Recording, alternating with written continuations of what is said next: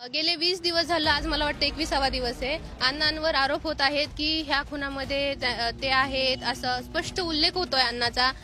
Media मार्फत अण्णांच्या काही पोस्ट पडत आहेत. अण्णांची बदनामी केली जात आहे, ती मागे घ्यावी. अण्णांवर जे खोटे गुन्हे केलेले आहेत ते तात्काळ रद्द व्हावेत, ह्याच्यासाठी हे उपोषण आहे. तर मयुरी बांगर यांना प्रश्न विचारण्यात आला की वाल्मिक कराड फरार काय. चला तर बघूया त्यांनी काय प्रतिक्रिया दिली. त्यांनी खूप प्रयत्न केले की ते खूप मोठे समाजकारक आहेत, ते काही दिवसात समोर येतीलच, सगळ्यांच्या प्रतिक्रिया देतीलच. तोपर्यंत त्यांची बदनामी थांबावी, त्यांच्यावर जी चिखलफेक झालेली ती थांबावी, त्यासाठी हा प्रयत्न आहे. बरं, वाल्मिक कराड यांच्यावर गुन्हा दाखल झालेला आहे आणि बीडमध्ये सीआयडी पथक त्यांच्या मार्गावर सुद्धा आहे आणि त्यांना सध्याच आरोपी सुद्धा म्हटलं जात आहे की या प्रश्नावर मयुरी बांगर यांनी काय प्रतिक्रिया दिली. चला तर जाणून घेऊया. सीआयडीचा तपास सुरू आहे. मग मी तेच सांगतेय की सीआयडीचा तपास सुरू असताना तुमच्याकडे काही पुरावे नाहीत, सीबीआयने त्यांचं काही नाव दाखवलेलं नाही, त्याच्या आतच तुम्ही कसं काय चिखलफेक करू शकता?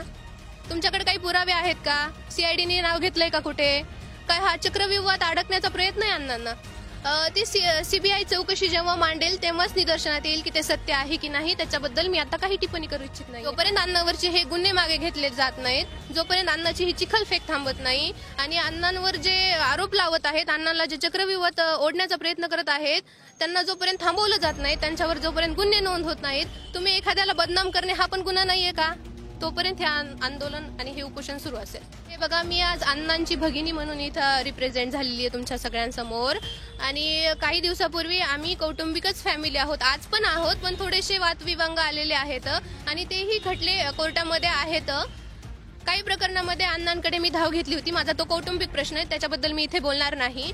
पण माझ्यावर काही असं संकट ओढवलं असताना जेव्हा मी अण्णाकडे गेलेली, त्यावेळेस अण्णांनी भक्कमपणे मला आधार दिला होता.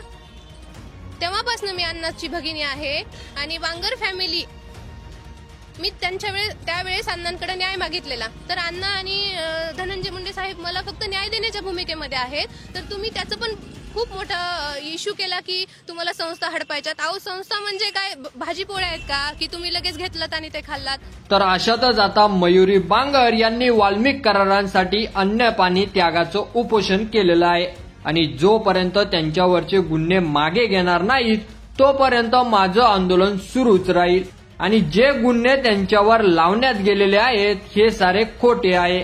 ते सामाजिक कार्यकर्ते आहे, ते समाजसेवक आहे, अशी प्रतिक्रिया मयुरी बांगर यांनी दिलेली आहे.